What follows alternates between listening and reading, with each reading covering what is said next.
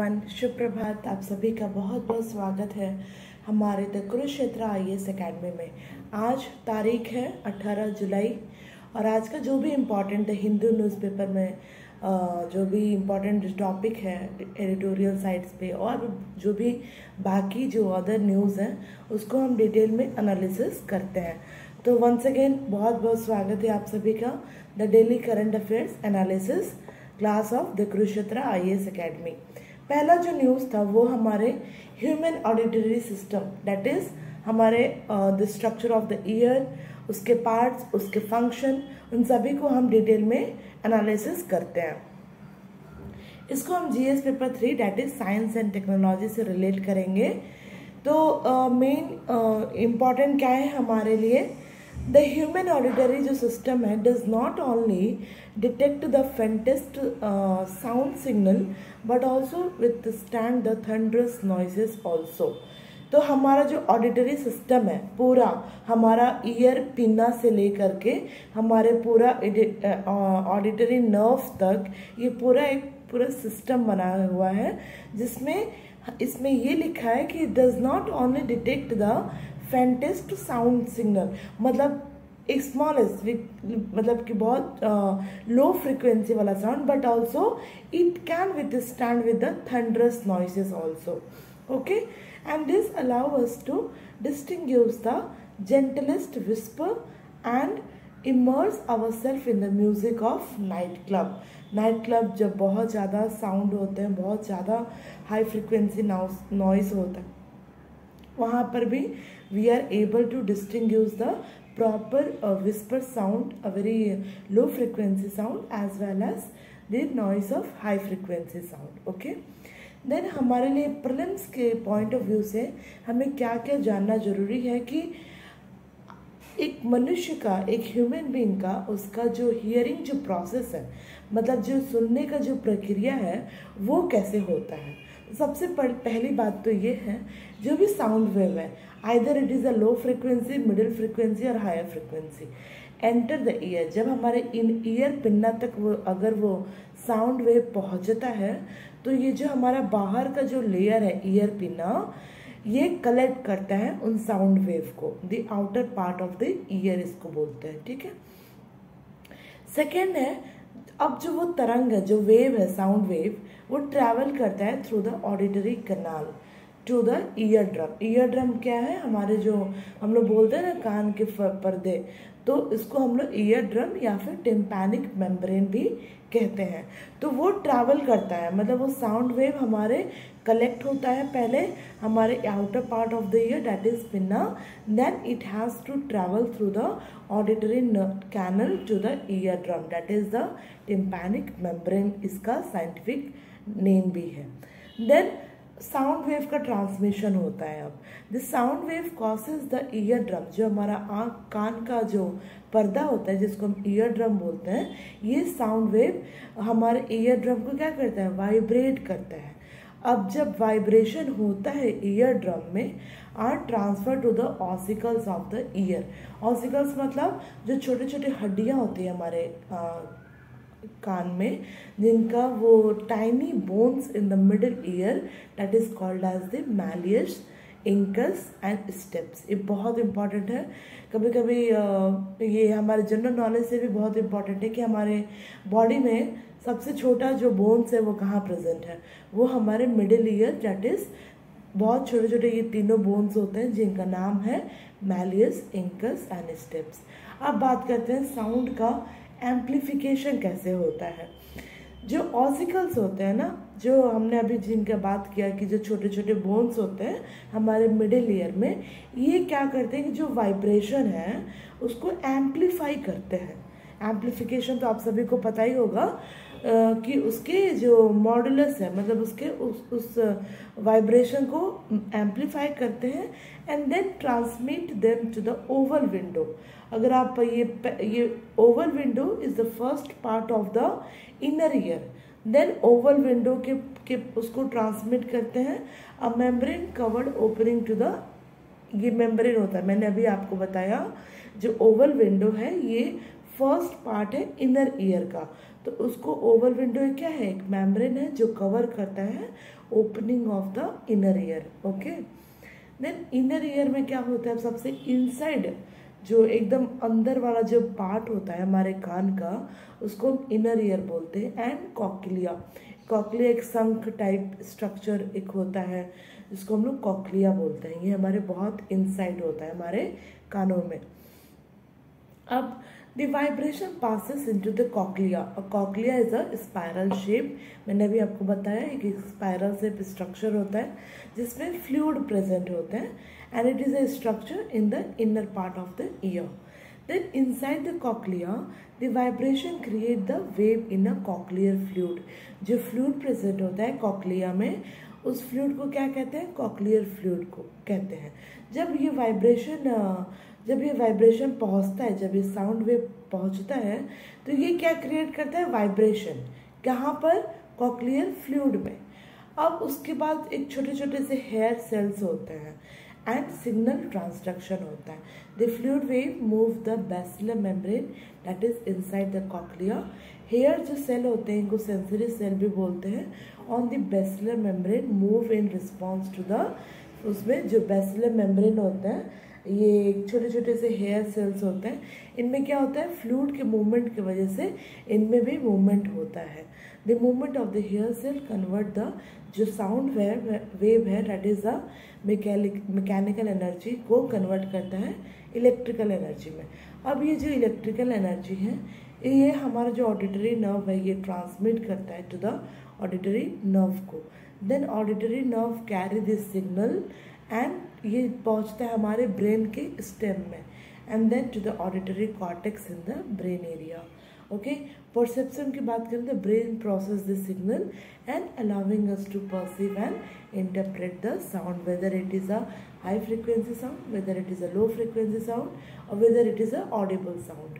सो ये सारा परसेप्शन हमारा ब्रेन करता है ये सारे सिग्नल्स पहुंचने के बाद। ओके, तो सेकेंड जो न्यूज़ था वो अग्निवीर से रिलेटेड था। जो अग्निपथ स्कीम है जो भी बहुत न्यूज़ के चर्चा में बना हुआ है आजकल के दिनों में, इसको हम GS paper 3 that is defence and security से रिलेट करेंगे।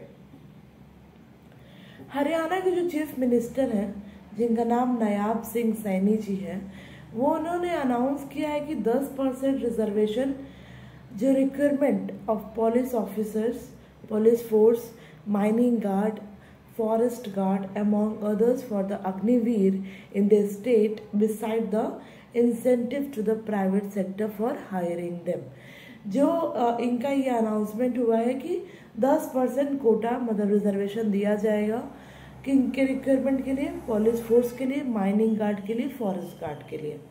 अब ये जो अनाउंसमेंट है comes month ahead of the assembly election in due to the state later this year। ये जब असेंबली के इलेक्शन हुआ है हरियाणा में, इलेक्शन के बाद 1 महीने के बाद ये अनाउंसमेंट ऐसा आया है न्यूज़ में। तो हमारे लिए क्या इम्पोर्टेंट है, एक तो अग्निपथ स्कीम बहुत अभी न्यूज़ में बना हुआ था, अभी लोकसभा में भी इसका चर्चा हो रहा था। तो अग्निपथ स्कीम है क्या, ये एक सेंट्रल गवर्नमेंट के, ये भारत सरकार का एक स्कीम है जिसको लॉन्च किया गया था 2022 में। किसके लिए, for the requirement to the arm force के लिए। अब ये जो रिक्वायरमेंट जो प्रोसेस है for the individual below the rank of the officers तो नहीं बट उससे जो छोटे रैंक के जो रिक्वायरमेंट है उसके प्रोसेस के लिए, जिसका गोल क्या था, for deploying the fitter young troops on the front line, many of whom will be the 4-year contract। ये जो यंग एज के जो ट्रूप्स बनेंगे, जो एक आर्मी का एक पूरा फोर्स बनेगा छोटे ईयर्स के लिए, इनको बॉर्डर के फ्रंट लाइन पे खड़ा किया जाएगा और ये लोग बस 4 साल के कॉन्ट्रैक्ट बेसिस पे इनका रिक्वायरमेंट होगा।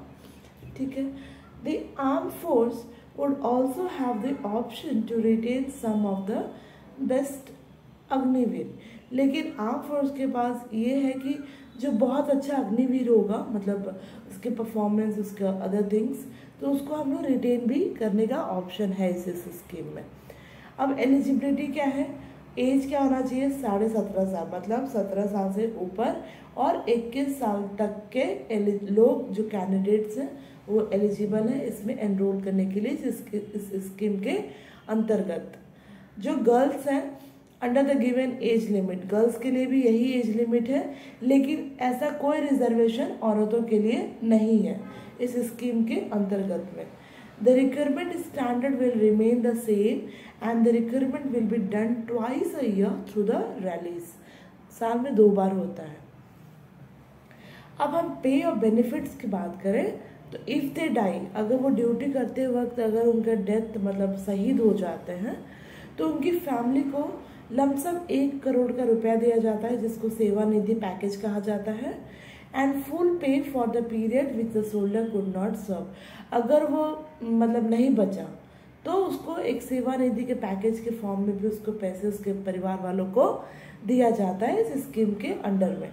In the case of disability, अगर उस जख्मी हो गया, उसको चोट लग गए, अगर वो पूरे तरीके से अपाहिज हो गया, तो उस अग्निवीर को 44 लाख रुपए ऐसे कंपनसेशन, दैट इज 44 लाख ऐसे compensation depending on the percentage of disability suffered which is attributed to or aggravated by the military services। okay, अब Agnipath is different from the regular military service.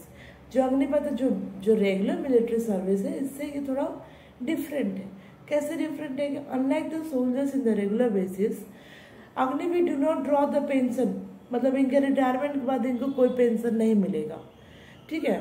तो only the 25% of the Agniveer who are absorbed into the force after the 4 year will receive the pension। अगर इनके जो अग्निवीर अगर उसके बाद भी मतलब 21 साल के बाद भी अगर उनको रिटेन किया जाता है, उनके परफॉर्मेंस या फिर अदर जो क्राइटेरिया है, वो लोग अगर फर्दर सर्विस में काम करते हैं तो उनको पेंशन की बेनिफिट मिलेगा as a regular service provider, excluding their initial 4 year of the services. Okay, ये जो स्कीम है इनका मेन एम क्या है? To reduce the arm force, permanent force level and significantly cut the defence pension bill, a long standing concern of the government.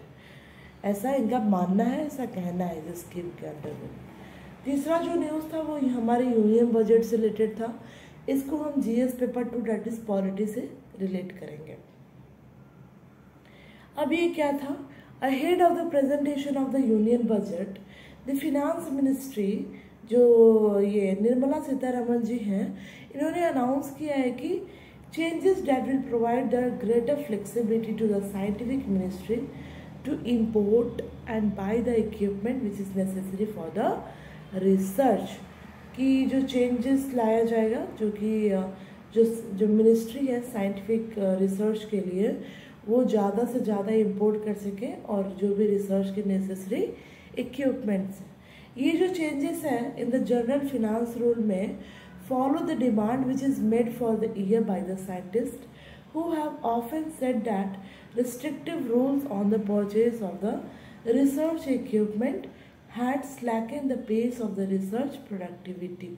ये जो changes हैं, जो जनरल फिनांस का जो रूल ऐसा कहता है, follow the demand made for year by the scientist. जो डिमांड है जो साइंटिस्ट ने किया है, वो have often said that restrictive rule था, मतलब परचेज ऑफ द, ऐसा इसके पहले एक रिस्ट्रिक्टिव रूल था जो कि जो रिसर्चर्स थे वो खरीद नहीं पाते थे। अब ऐसा चेंजेस लाया गया है इस यूनियन बजट में। ओके, देन यूनियन बजट हमारे प्रीलिम्स के लिए बहुत इम्पॉर्टेंट है कि एक तो ये इसको हम लोग एनुअल फिनेंशियल स्टेटमेंट भी कहते हैं। एक्चुअली यही थिंग्स हमारे कॉन्स्टिट्यूशन में भी लिखा गया है और ये आर्टिकल 112 दैट इज 112 के अंडर में आता है। Union budget of the union government of India that is represented और presented every year on the 1 February by the finance minister in the Lok Sabha. ये तो बहुत बेसिक है, आई थिंक आप सभी को ये सारी बातें पता ही हो गया। देन बजट का प्रिपरेशन कौन करता है? तो बजट का पूरा preparation department of economic affair that is also comes under the ministry of finance. ये एक नोडल बॉडी रिस्पॉन्सिबल है for the preparing the budget document. Okay, then budget का क्लासिफिकेशन, इसको फर्दर क्लासीफाई किया गया एज ए रेवेन्यू और a capital budget. अब revenue क्या होता है? This is the part of the budget that deal with the money the government expect to receive, जो सरकार का जो आय का जो स्रोत है and spend with in a year. It include income from the taxes and other regular sources, ये सारे इनकम से गवर्नमेंट के। जो दूसरा है that is the capital budget. This is the part of the budget that deal with the government assets and liabilities, कितना government का asset है और कितना उसके लायबिलिटीज है, ये कैपिटल बजट का पार्ट है। And it includes the big expenses like building the infrastructure और बाइंग सम इक्विपमेंट्स। ओके, अगर बजट के पार्ट देखें तो बहुत सारे पार्ट है इसमें, part A, part B. Then part A क्या है? This is the macro economic part of the budget and part B is the deal with the finance bill. Okay, अब फिनांस बिल क्या होता है? Finance bill is a money bill. It is defined as a article 10। अभी जो पिछले हमारा जो daily current affairs का जो हमने एनालिसिस किया था उसमें भी इस बात का जिक्र हुआ था कि जो मनी बिल होता है वो हमारे article 110 that is 110 of the constitution के अंडर में आता है। द स्पीकर का फाइनल अथॉरिटी होता है कि वो डिटरमाइन करे whether the bill is a money bill or not. Okay, thank you so much. If you have any queries, please don't hesitate to call on this number. And also you can follow, आप हमें follow कर सकते हैं इस Instagram Facebook ID पे।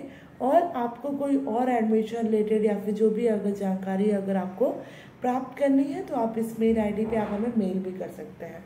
धन्यवाद, thank you so much.